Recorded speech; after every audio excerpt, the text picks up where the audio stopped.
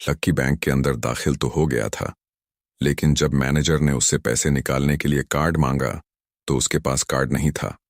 उसकी फटे हालत देखकर पहले ही मैनेजर को गुस्सा आ रहा था और उसमें लक्की ने यह डिमांड रख दी थी कि वो फिंगरप्रिंट से पैसे निकलवाना चाहता था। लेकिन पानी तब सर के ऊपर से निकल गया जब उंगली मैच नहीं हुई। मैनेजर ने फोन निकाला और पुलिस को फोन लगाने लगा। अरे अरे, ये क्या कर रहे हो? देखिए सर, मेरी बात सुनिए। मैं कोई क्रिमिनल नहीं हूं। हो सकता है मैंने गलत उंगली लगा दी हो। बस अब मेरे को एक लास्ट बार फिंगरप्रिंट लगाने दो प्लीज। लक्की ने उसके सामने हाथ जोड़ते हुए कहा। देख, ये उंगली भी अगर नहीं लगी ना तो फिर ये मत कहना कि मैं अगली उंगली भी ट्राई करके देखता हूं। बार बार ऐसा नहीं चलने वाला है। अगर ये वाली काम नहीं की तो मैं सीधा पुलिस को फोन करने वाला हूं। अभी मैनेजर ने लक्की को धमकाते हुए कहा। उसने अपने एक हाथ में मशीन और दूसरे हाथ में मोबाइल फोन पकड़ा हुआ था। उसने अपनी स्क्रीन पर पुलिस का नंबर खोल रखा था और उसका अंगूठा हरे बटन पर ही टिका हुआ था। इधर लक्की ने अपने सीधे हाथ की उंगली को अपने पैंट से साफ किया और भगवान का नाम लेकर उसे उस मशीन पर लगा दिया। जैसे ही उसकी उंगली उस मशीन पर पड़ी, अब की बार फिर मशीन से एक आवाज आई और वो चमक कर हरी हो उठी। तभी मैनेजर के मोबाइल पर एक मैसेज आया। मैनेजर ने उस मैसेज को पढ़ना शुरू किया। वेरिफिकेशन सक्सेसफुल, खाता नाम लक्ष्मण लाल अग्रवाल, खाता नंबर 01104। जैसे ही मैनेजर ने इस मैसेज को देखा, उसकी आंखें फटी की फटी रह गई थीं। उस मशीन पर चमकती लाइट को देखते हुए लक्की की आंखें भी चमक आई थीं। लक्की उस हरी बत्ती को देखते ही झूम उठा था और फिर उसने मैनेजर को घूर कर देखा। उसके दिमाग में वो सारी बातें चल रही थीं जो मैनेजर उसे अभी थोड़ी देर पहले सुना रहा था। इधर मैनेजर ने उसके आगे हाथ जोड़े और खिसियाकर हंसते हुए कहा, लक्ष्मण सर, प्लीज मुझे माफ कर देना सर। मैं इस ब्रांच में नया नया आया हूं और इसलिए मुझे मालूम नहीं था कि आप कौन हो। मैं इस ब्रांच का कस्टमर मैनेजर शशिकांत वर्मा हूं। प्लीज आगे भी मेरा ध्यान रखना सर, प्लीज। Sorry sir. हाँ हाँ ठीक है, तुम मुझे ये बताओ कि मेरे खाते में कितने पैसे रखे हुए हैं, लक्की ने कहा और वो अब सोफे पर बैठ गया। मैनेजर उसके सामने ही खड़ा हुआ था और उसके खाते की जानकारी अपने फोन पर ही निकाल रहा था। उसने अपने फोन पर इधर उधर कुछ उंगलियां चलाईं और बोला, हो गया सर, आपके खाते में इस वक्त 90,80,70,650 रुपये रखे हुए हैं सर। शशिकांत के खुद के होश इतनी बड़ी रकम को देखने के बाद उड़ गए थे। उसे विश्वास नहीं हो रहा था कि इस आदमी के खाते में इतना पैसा भी हो सकता था। लक्की की शक्ल देखकर तो यही लग रहा था कि उसकी उम्र 20 से 22 साल से ज्यादा नहीं थी। ऐसे में अगर उसके खाते में इतना सारा पैसा रखा हुआ था तो ये वाकई बहुत बड़ी बात थी। शशिकांत अपने मन में ये सोच रहा था कि दुनिया के 99% लोग ही अपनी पूरी जिंदगी काम करने के बाद भी इतना पैसा नहीं कमा सकते थे जितना कि लक्की के खाते में इतनी छोटी सी उम्र में रखा हुआ था। लेकिन लक्की ने इधर जब उसके फोन में अपने खाते पर पड़ी हुई जानकारी को देखा तो उसे कुछ अजीब सा लगा। उसे लग रहा था कि उसे तुरंत इतने पैसों के हिसाब से अब अपनी जिंदगी को ढालने की कोशिश करनी शुरू कर देनी चाहिए, वरना उसके साथ वही होने वाला था जो आज बैंक में उसके साथ हुआ था। अरे अरे सर, खाते में पैसे के अलावा और भी चीजें हैं जो मैं आपको बताना चाहता हूं सर। मैनेजर ने फिर से अपनी फोन पर उंगलियां फिराई और बोला, सर, एक तो आपके खाते में एक फर्रारी जुड़ी हुई दिखा रहा है सर। इसके अलावा आपके खाते में 2 किलो सोने की 100 ईंटें रखी हुई हैं, 5 किलो सोने की 20 ईंटें, पिकासो की 3 असली पेंटिंग हैं, 20 हीरे हैं 24 कैरेट के और भी बहुत कुछ है सर। मैनेजर ने हाँफते हुए और अपने पसीने साफ करते हुए कहा। इतना सारा धन देखने के बाद जो शशिकांत की आंखें तो बाहर ही निकल आई थीं। उसने कभी लक्की जितना अमीर आदमी अपनी जिंदगी में नहीं देखा था, जितना पैसा और सोना और जायदाद उसके पास था। उसका 10% भी इस ब्रांच में किसी और के पास नहीं था। ठीक है, चलो मुझे एक कार्ड दे दो तुम, लक्की ने अपने दोनों हाथों को अपने सिर के पीछे रखते हुए कहा। जी जी सर, मैं अभी आपके लिए एक नया कार्ड बनवा देता हूं सर। मुझे बस 10 मिनट दीजिए सर। बस 10 मिनट, शशिकांत ने कहा और फिर लक्की के सामने ही निकल गया। जितनी देर में लक्की ने अपने फोन पर फिर से उस मैसेज को खोलकर देखा, उतनी ही देर में मैनेजर उसके लिए एक चमकता हुआ सुप्रीम कार्ड लेकर उसके सामने आ गया था। लेकिन उस कार्ड को देखने के बाद ना जाने क्यों मैनेजर को ऐसा लग रहा था कि ये कार्ड लक्की की संपत्ति के आगे कुछ भी नहीं था।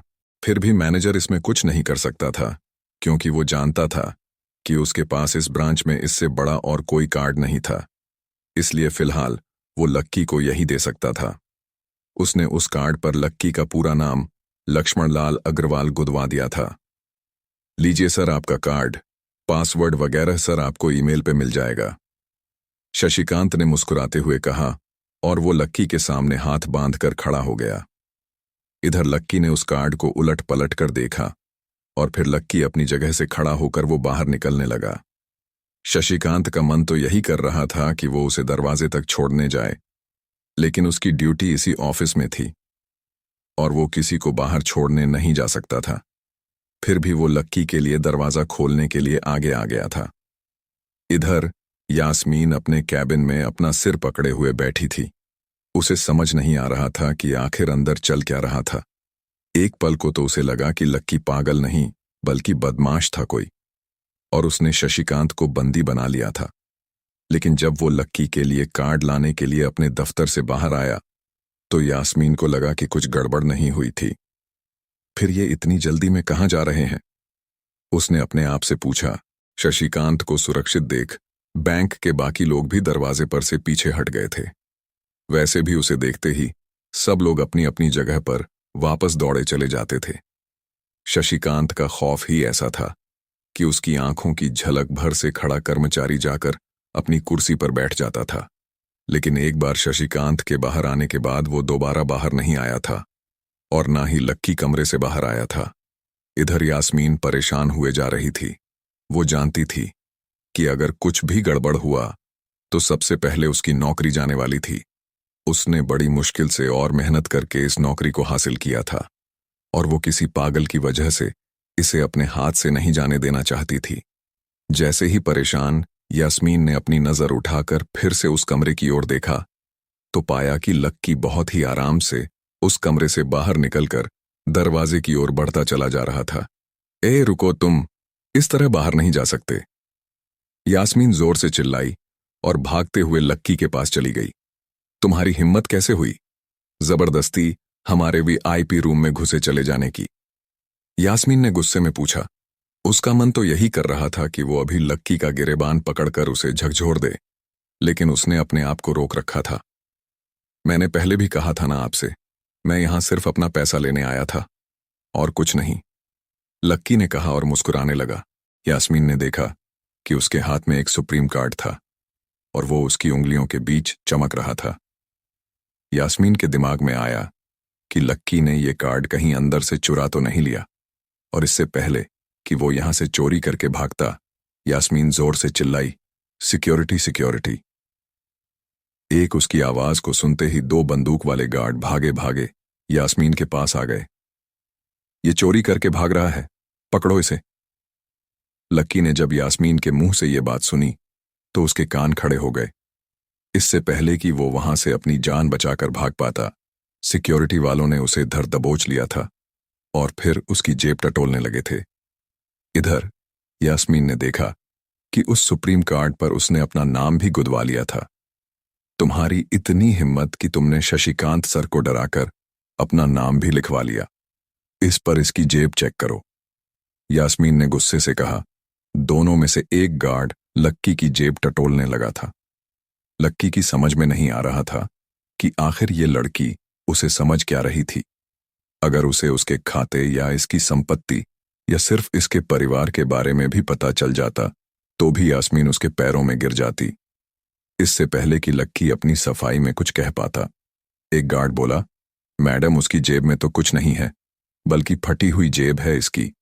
तभी उसकी बात सुनकर दूसरे सिपाही ने कहा, मैडम हो सकता है ये इसी जेब में चाकू रखकर लाया हो और उसको निकालते वक्त उसी चाकू से उसकी जेब फट गई होगी।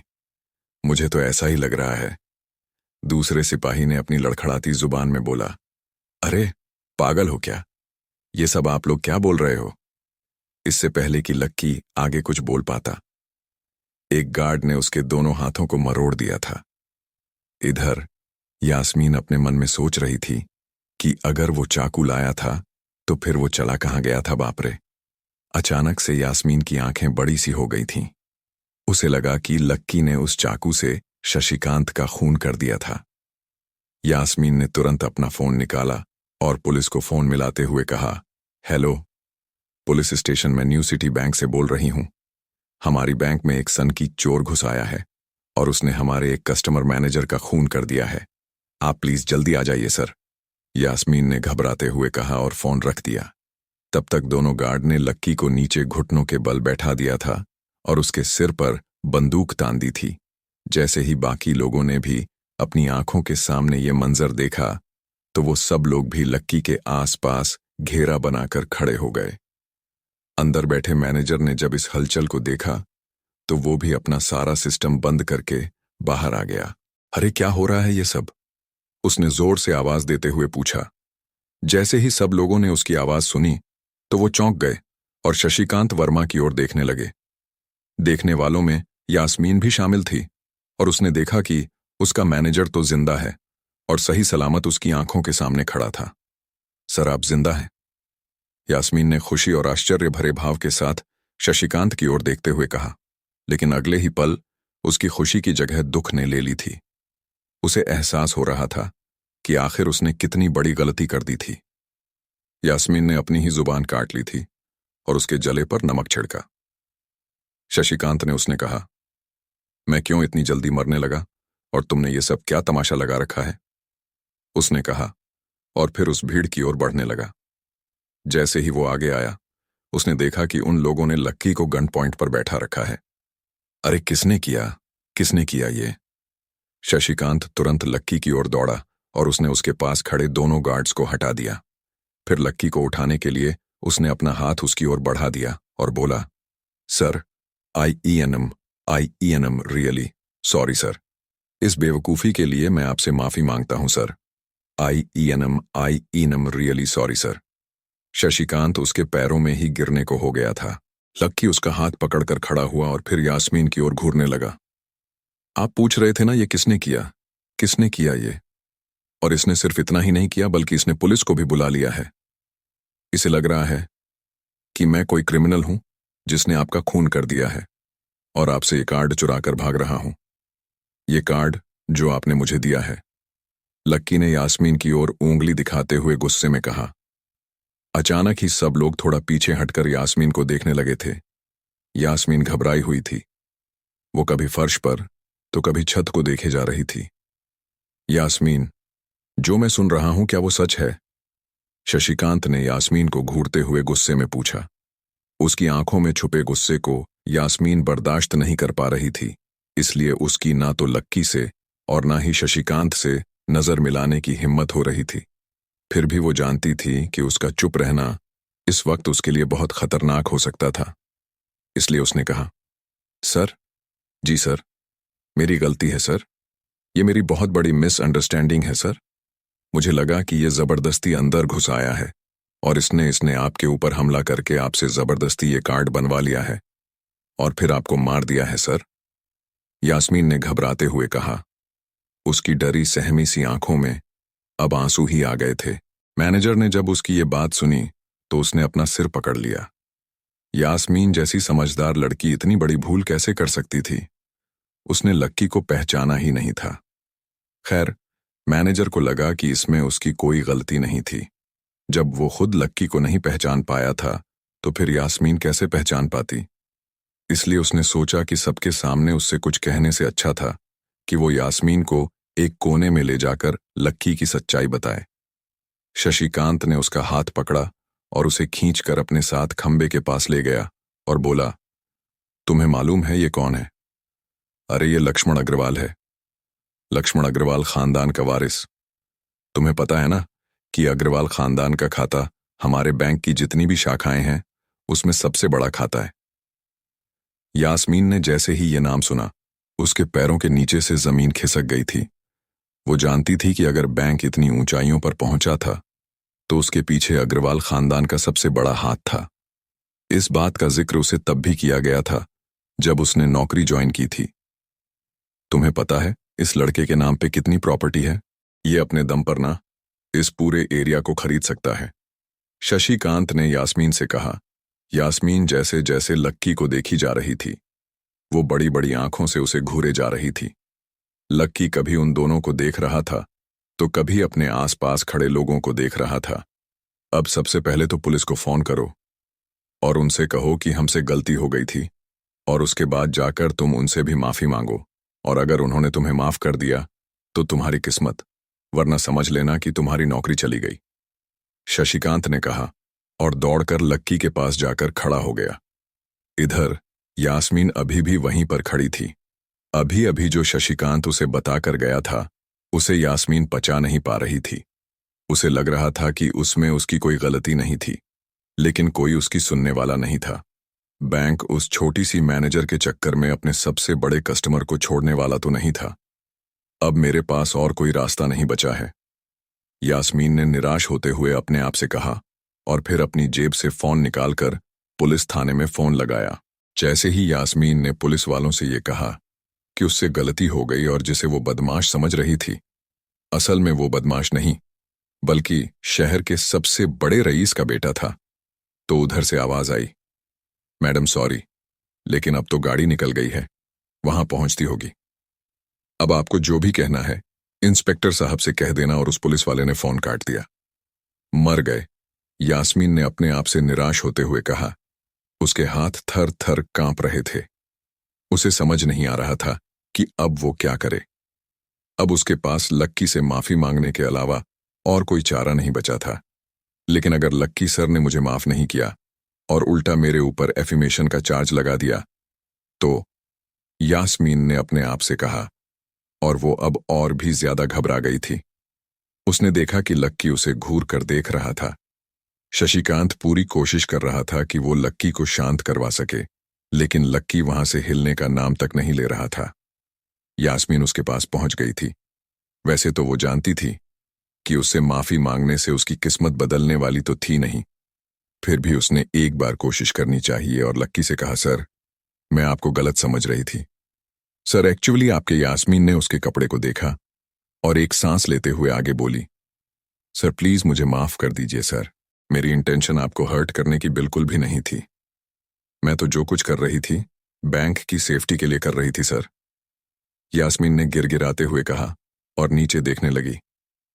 इट्स ओके, कोई बात नहीं है, लक्की ने कहा और उसके हाथ से अपना सुप्रीम कार्ड लेकर निकल गया। यास्मीन को अपने कानों पर तो विश्वास ही नहीं हो रहा था। वो मान ही नहीं पा रही थी कि लक्की ने उसे माफ कर दिया था। उधर लक्की को अपने आप पर विश्वास नहीं हो रहा था कि वो रातों रात इतना अमीर हो गया था। आखिर लक्की इतने पैसों का क्या करने वाला था? क्या उसके खाते की बैलेंस की तरह वो भी रातों रात बदल जाता? ये पैसा उसकी जिंदगी को क्या दिशा देने वाला